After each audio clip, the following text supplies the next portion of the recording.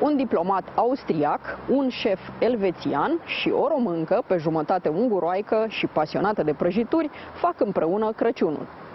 Pentru că suntem încă în pandemie și nu putem merge în Austria la schi sau în Elveția să mâncăm fondue, rămânem în România și discutăm cu invitații noștri despre adevărata valoare a Crăciunului. Să fim împreună cu cei dragi și să ne bucurăm de tot ce avem. Sunt Cristina Cileacu. Începe Pașaport diplomatic.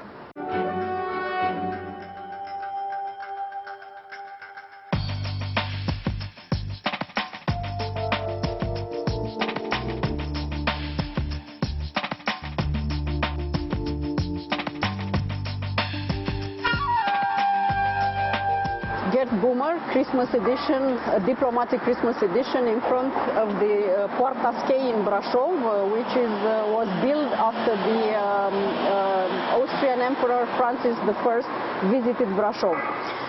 This year we have a special Christmas because it's still pandemic times, and we don't have Christmas markets, but we choose this part to have a little bit of Austria with us. This very famous market is closed again. People are sad. How is the situation in Austria when it comes to Christmas this year? Yeah, in Austria we had a strong entry into the second wave, so to say, which led into a lockdown, and that lockdown was finished about 4 days ago. And because of that, everybody was actually looking forward to the Christmas markets and thought, like, you know, this is the time now we can go to the Christmas markets and have a Wien Fiat. And no, it did not work out. It was prohibited, so there's no Christmas markets right now, and they had to be closed down. And you know, the very beautiful Christmas market in front of the city hall in Vienna, which is beautiful. Unfortunately, under the Christmas tree there, the lights there, the huts are already being dismantled again.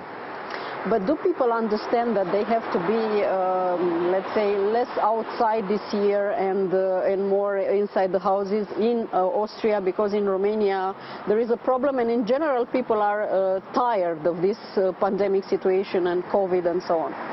Yeah, it's the same in Austria. It's already a long time. We're 6 months, 7 months into everything already. We had the first lockdown end of March, so the people don't, you know, they're losing a bit the patience right now, and they don't understand it fully. But when you see all the figures, when you see how many people are in hospital or intensive care, then you get an understanding for that, and it's also about your family, your loved ones, your closest ones, and therefore I guess everybody is willing to stick to the rules, and it's going to be a different Christmas this year. What is the situation with the tourists? Because everybody knows that most of Romanians prefer to go to Austria for skiing. The ski slopes are not working anymore, are closed. What does this mean for tourism? Yeah, it's a very harsh decisions have been taken. As we have seen it, Austria is going to have kind of an entry quarantine for everybody who comes into Austria without any exemption from the 19th of December until the 10th of January at least, which means that if you come into Austria in that time, then you will have to go into quarantine for 10 days, and only after 5 days you can test yourself out of quarantine with a PCR test. So it means that it's really difficult to get in, so you better have a lot of vacation to come in on the 18th and stay for the next time, because the ski lifts, the slopes, the ski areas, they're going to open up again. They're going to open up on the 24th of December, which is the important Christmas day in Austria, unlike in Romania where it's the day after. Like everywhere. And on the 24th the ski slopes are going to open up again, but the hotels are not allowed to have tourists, which means ski slopes, ski areas open up, but it's basically for the local population and not that much for the tourists. So no tourism this year. Of course, a massive downside of that year. We did talk about tourism. We did compare tourism in Romania and tourism in Austria when we had the first edition filmed together in Diplomatic Passport. And I did ask you why, in your opinion, Romanians prefer to go to Austria and not to come to Brașov and to use, I don't know, the facilities here. Because my Romanian answer would be because it's much more expensive. Why do you think is this situation? Well, it's not only the price. You know, the demand of why a tourist goes for kind of a vacation has different reasons, and one of the reasons is relaxation, the other one is sports, the next one is like communication, you're going with your friends, and there's a lot of reasons behind. And in Austria you can satisfy a lot of those demands at the same time. Because right now in the trends, the tourist doesn't want only one singular tourism offer anymore, but he wants to have, you know, the kind of the basket where he can choose from and pick whatever he wants, be it kind of a thermal spa, and then in the afternoon he's going to be, or the next day he's going to be on the ski slope, the day after he's going to do something in nature or something cultural or kind of an event.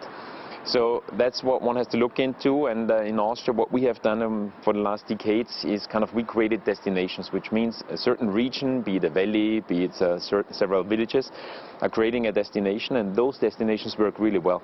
They're marketed for, they're promoted for by tourism associations, which is something that doesn't exist at all in Romania. And those tourism associations are actually the ones that help the region to become known and be attractive for the people. But in the end, tourism is different things. It's kind of attractions. Attractions like the ski area, the slopes, attractions like a thermal spa. If you think about certain winter areas and skiing areas in Austria, they have thermal spas, but very beautiful and luxurious thermal spas. So those are the attractions on the one hand side. And then on the other hand side, there's two more things that you have to have. The one is, so to say, the amenities, that's everything around it, which is kind of the basis of the tourism, which is like hotels, restaurants and everything else. And there the offer in Austria is a very good value for the price. If you compare it now to Switzerland, or if you compare it to Italy and winter tourism there, you will see that in Austria you get a big bang for your buck, as they say in the US. So you get a very good value for what you pay. And the last thing is actually accessibility. So wherever you have the tourism offer, you have to have it accessible, which means you have to have airports. If you look at the airports in Salzburg and in Innsbruck in winter, they have double the traffic than they have in summer because of all the winter tourists coming in and the charter flights. Obviously not this year, unfortunately. Well, as I said, I choose this point for our filming because this is a link with Austria. So the question for the present day is, since you do so well in tourism, why don't you help us, or do we ask for your help in order to have some development in tourism, not similar but at least of the same quality? Yeah. I mean, we're more than willing. We have never been asked. I'm in contact with Rasmus Perschol, who is the State Secretary for Tourism in the Ministry of Economy. I'm in contact here with the former city councillor who's developing tourism. We would be more than ready to do that. Austria has a lot of consultants. Also, one of the consultants is here, is the son of our president. He is married to a Romanian living in Tulcea. We do also have other companies active in tourism consulting who are already active in Romania. So those could be consulted as well. We would be more than willing to assist, but we're doing something already. So I created here in Poiana, Brașov, I created the Cupa de Schi Austriaca, which was a fun event in the beginning, but it was something for our, Austrian community. But then, after having this fun event, we created a round table for winter sports, where we brought together the Austrian knowledge, the Austrian product and service providers, and the Romanian ski areas. And this year, or actually next year in 2021, in February, we wanted to do a winter sports conference here in Poiana, Brașov. But unfortunately, COVID didn't allow us, so we're going to move it. We don't know yet whether we're going to move it into June. But this should be kind of a spark to ignite the development in kind of accepting also knowledge from the outside and hearing about why have we been successful in the past, why did we develop so well, and what can you learn from that. So learn from the best and do your own thing, but stick to what you have and to your rules and your mentality and the offer that you have. Gert, since I did invite you for this Christmas edition, I also kind of name you a co-producer of this edition because you come up with some ideas, and you said that because it's Christmas you want to share, so you will not be the only guest in this program. We are going to meet some people, so I propose you to go and to meet the rest of our guests. We're going to meet friends of mine actually, so friends that's even better. Romanians and people from Switzerland, so let's see how diverse is Romania. Yeah, but we all love Romania. We're all here. Also Jakob, that we're going to meet afterwards. He really loves Romania, has been here for 20 years plus, and has done a lot of things here in tourism, so to say, in the amenities, as I called it before, and in that sector. So I'm very much looking forward to being with them afterwards. Let's go. Thank you.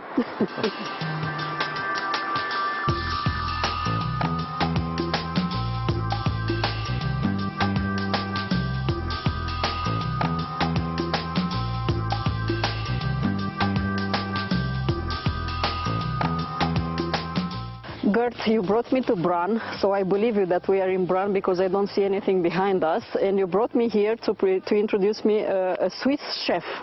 Please, do the honor. Jakob Hausmann, he came here a long time ago when I was a young guy still in school. He already came to Romania in 1990 actually. In June 1990. And has done many different jobs. He also had a restaurant, Elveția. So it was a Swiss restaurant where he had some hot stone with steaks and all the stuff. So really good chef. Unfortunately, he closed the restaurant down. And usually right behind me you would see the castle of Bran.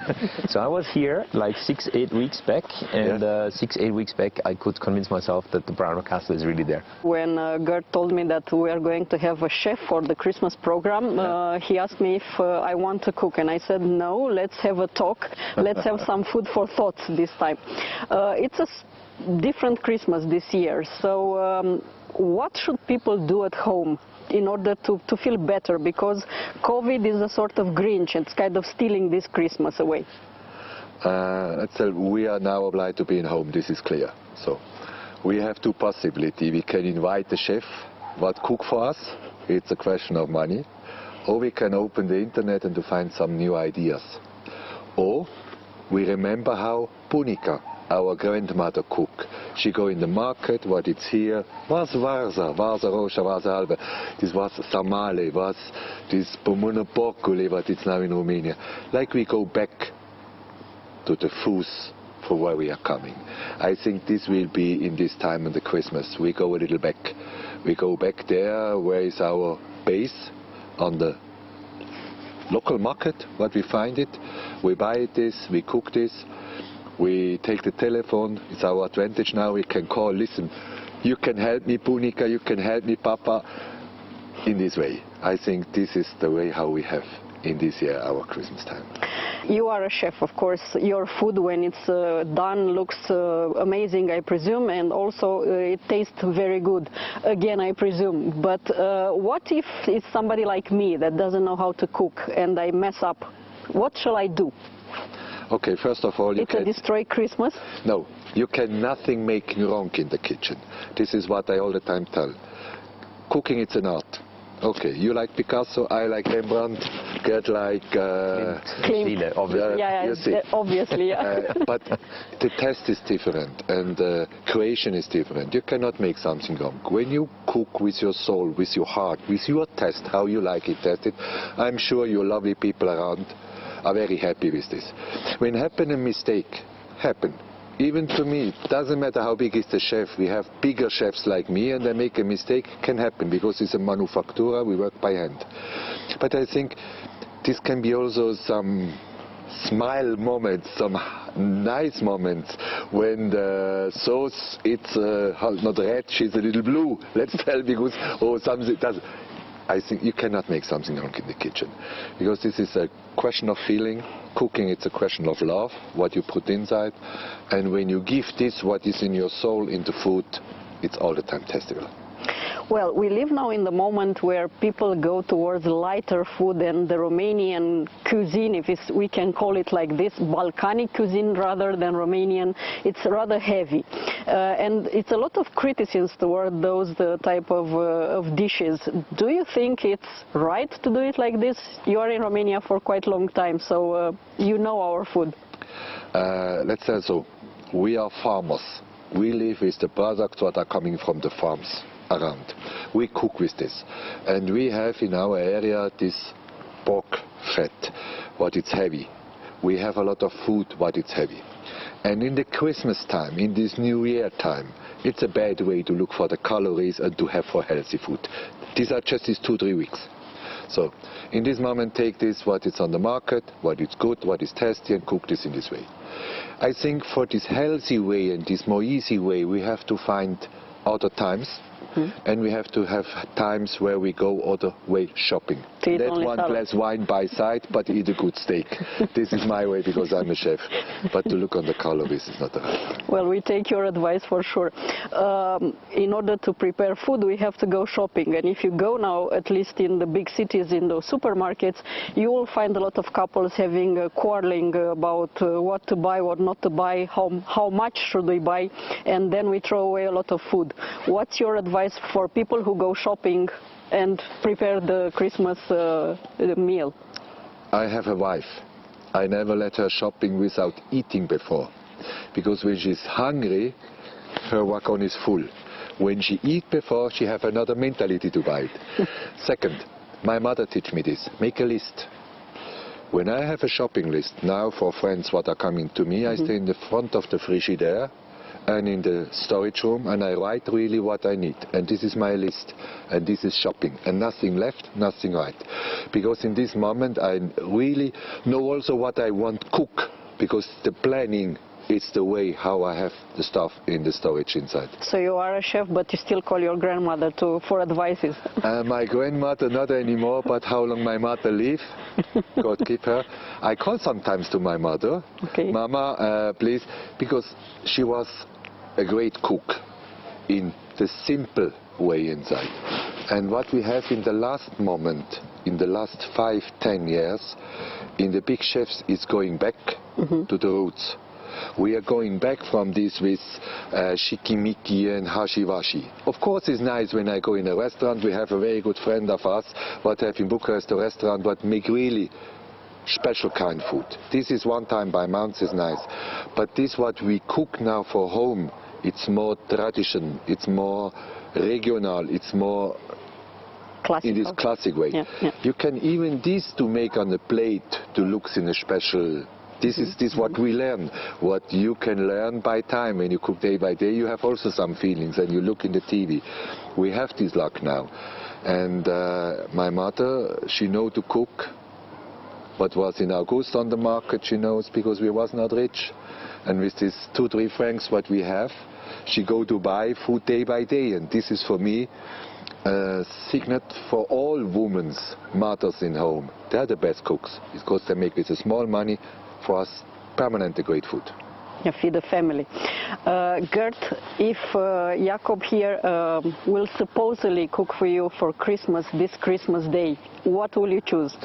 Austrian or Swiss? Wait a moment, he will be laughing now because I grew up in an area where for Christmas, and I'm dead serious now, we had noodle soup. So a soup that was actually cooked with all the vegetables inside and was cooked with the meat inside, and afterwards noodles were added, the small soup noodles, and that's what we traditionally had when I was a child, all the way, even nowadays, what we have for Christmas time. So we don't have any fancy food. In other areas in Austria you have different food. You have either fondue or you have some fancy food or whatever. But in our area where I'm from Salzburg, from the mountainous area, we had noodle soup. So I'll order a noodle soup with you. I will make this with pleasure because also to us was this a tradition. But we don't make this with noodle, we make this with glatite. Okay. The glatite not sweet. We cut them like pfannkuchen and we put this in the soup inside. My mother made this because it was cheaper with the chicken, because it was a chicken soup, and this was our base of soup because it was for everybody nice, and we have some elements like a piece of meat after, something like this, and it will be a pleasure for me to make a noodle soup for him because in this moment we are good. I'm going to be here this Christmas. Our government locked me out of Austria, so.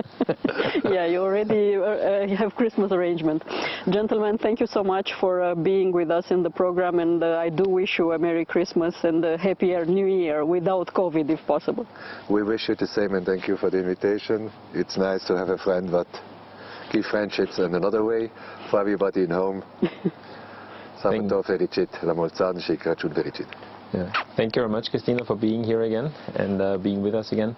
And Crăciun fericit, zile liniștite și un an nou foarte, foarte sănătos și minunat.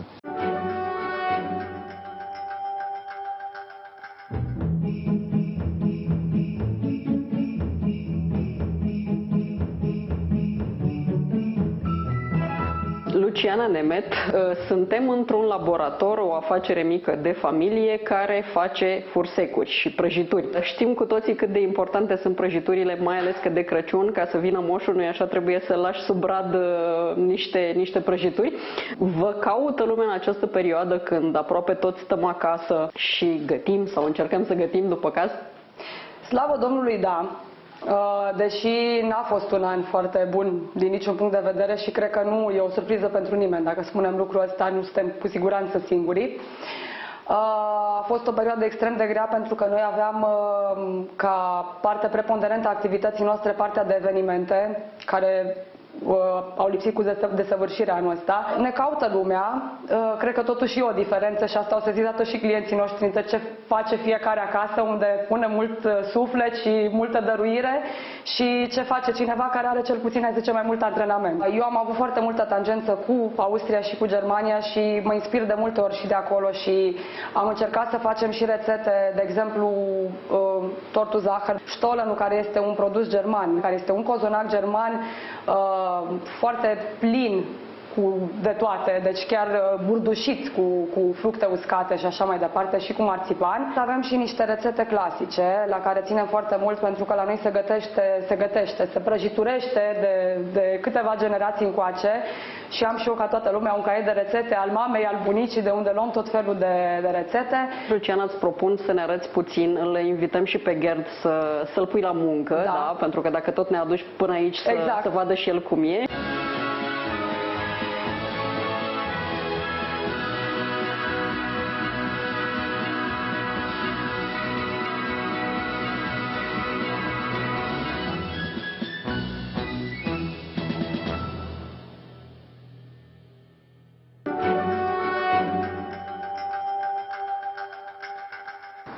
Atât pentru astăzi, dar rămânem în continuare online pe pagina de Facebook a emisiunii și pe contul nostru de Twitter.